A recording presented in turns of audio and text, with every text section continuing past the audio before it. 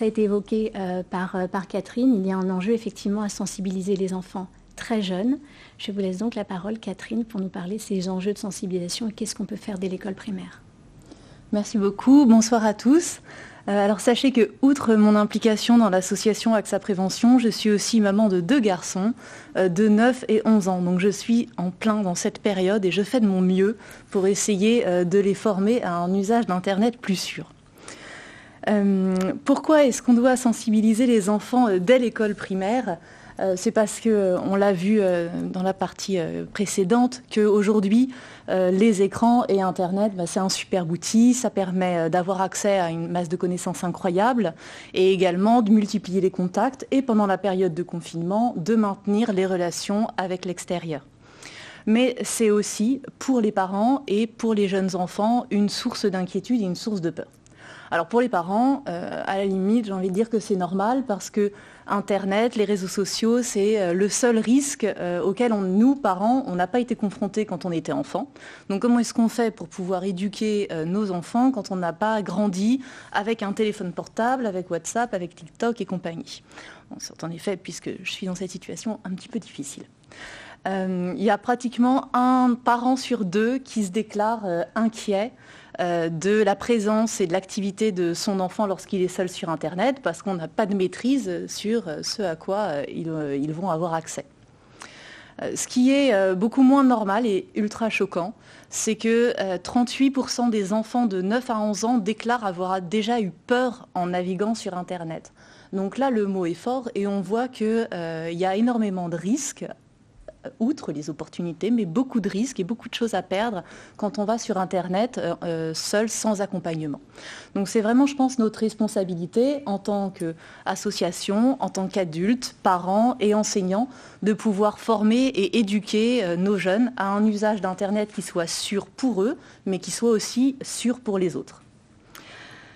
Et d'ailleurs, quand on fait ces efforts, je partage un chiffre pour les enseignants, 67% des jeunes entre 11 et 20 ans jugent utiles les explications qui sont données en classe par les professeurs. Donc nos actions de prévention, nos actions d'accompagnement pèsent leur poids et on a un vrai rôle à jouer.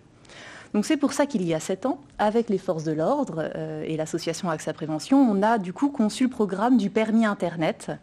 Et donc là, on a beaucoup travaillé en particulier avec la gendarmerie nationale.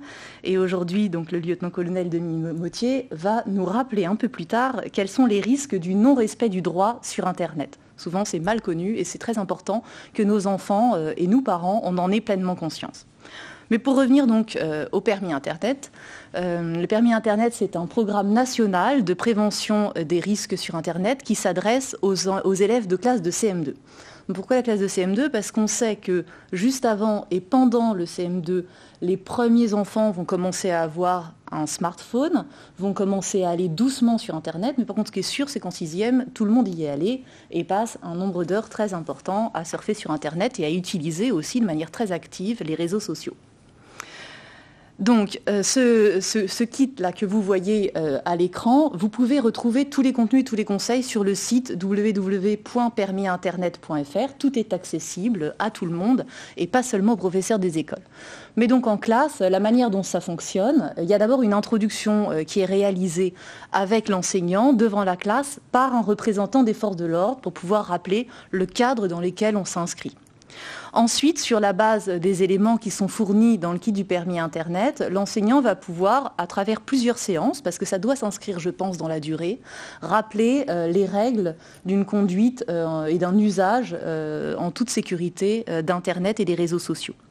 À la fin, quand les bases ont été discutées, argumentées, et communiquer aux enfants, ils vont pouvoir passer un permis Internet. Vous l'aurez deviné, c'est sur la base du permis de conduire. Ça permet d'avoir une petite remise à la fin et surtout, ça permet quand on rentre à la maison de revenir avec son petit permis pour pouvoir enclencher le dialogue avec les parents et avec l'adulte référent. Et il y a également dans ce kit, enfin en tout cas moi je l'ai trouvé forcément utile, c'est un guide qui est à destination des parents et qui reprend tous les conseils de prévention qui ont été discutés pendant la classe. Donc ça permet aussi pour les parents dont je fais partie, qui peuvent parfois se sentir un petit peu démunis sur quel niveau d'information on donne, quel rappel du risque on fait à nos enfants. Eh bien là, tout est synthétisé dans ce document que vous pouvez retrouver sur le site Internet. Donc c'est déjà 2 400 000 enfants qui ont été sensibilisés. C'est pratiquement donc 80 000 classes d'enfants de CM2. Et puis on espère faire bien plus à l'avenir. Alors qu'est-ce qu'on raconte dans ce permis Internet ? En fait, ils sont encore quand même petits en CM2. On se sert d'un fil rouge, c'est l'analogie avec la rue.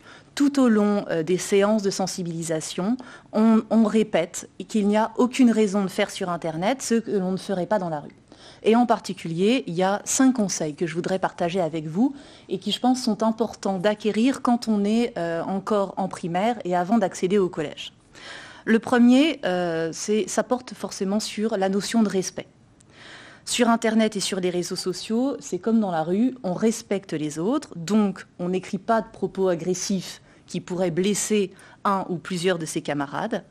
Et puis bien sûr, on ne va pas dévoiler la vie privée des autres élèves ou de ses amis ou de personnes qu'on connaît sans demander le consentement. Donc pas de divulgation de photos, pas de divulgation de vidéos, sans avoir reçu la consultation des personnes qui apparaissent sur ces supports. Le deuxième point, ça concerne les mauvaises rencontres. On leur apprend quand même tout petit qu'on ne va pas parler ou on ne répond pas à des inconnus qui vont les aborder dans la rue. Sur Internet, c'est pas la vie virtuelle, elle est réelle. Donc si on est approché par un inconnu, si notre enfant est approché par un inconnu sur les réseaux sociaux, il doit aussi nous en parler à nous parents, comme il le ferait si ça avait été le cas dans la rue. Et puis, cas plus grave, mais évidemment, il faut en parler et le rappeler régulièrement, on n'accepte pas un rendez-vous physique qui nous a été donné sur Internet parce qu'on ne sait pas qui est la personne qui se retrouve, qui est derrière l'écran en réalité. Le troisième point, et nous en discuterons, je pense, dans la suite de cette conférence, c'est bien sûr le cyberharcèlement. Quand malheureusement, si on a un enfant qui se fait agresser dans la rue, on va le voir, on va en discuter et on va voir avec lui comment est-ce qu'on peut remédier à la situation. Si ça se passe sur Internet, c'est pareil, il faut absolument qu'il vienne nous en parler tout de suite. S'il se sent insulté, violenté, agressé, c'est la même chose que si c'était dans la rue. L'agression est réelle. C'est pas parce que c'est sur Internet que ça n'existe pas. Et donc, il faut tout de suite en discuter. Et donc, encore une fois, vous allez voir, le leitmotiv, c'est l'analogie avec la rue pour les enfants, mais le dialogue avec les parents. Quatrième point, c'est l'esprit critique. Sur Internet et sur les réseaux sociaux, on a accès à énormément d'informations, on peut discuter avec plein de gens, c'est quand même un outil formidable, et puis plus ça va, plus on sait l'utiliser, et plus on en a les retombées positives. Mais c'est important de rappeler à nos enfants que même si c'est quelqu'un sur Internet, il ne peut pas nous imposer ses idées ou son mode de vie. Ça aussi, c'est une agression. Donc il faut conserver son esprit critique et garder du recul et en discuter avec les professeurs, avec les adultes référents ou encore, bien sûr, avec ses parents. Et puis sur Internet, tout n'est pas vrai. Moi, j'ai encore eu le cas récemment avec mon fils. Je l'ai trouvé sur Internet. Eh bien, c'était faux. C'est ça l'intérêt de vérifier ses sources et d'en consulter plusieurs. Donc, garder son esprit critique, c'est pas parce que c'est écrit dans une typo et pas à la main que c'est comme ça, on pourrait le voir sur un cahier, par exemple, que l'information est vraie à coup sûr. Et donc ça, il faut absolument à chaque fois le rappeler parce que sinon, on passe bien sûr totalement à côté de la richesse d'Internet.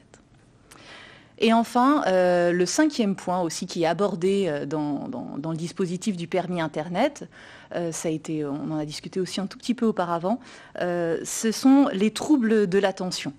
Aller sur Internet, aller sur les réseaux sociaux, en fait, c'est une activité du quotidien comme les autres. C'est-à-dire qu'on va à l'école, on va à la cantine, on fait ses devoirs, on déjeune avec ses parents, on joue avec ses frères et sœurs. Et on peut aller, encore une fois, sur Internet et les réseaux sociaux. Ce qui est important, c'est de vraiment varier les activités et de ne pas se retrouver complètement concentré sur les écrans toute la journée, parce que c'est extrêmement mauvais pour le développement cérébral et pour sa capacité à maintenir sa concentration.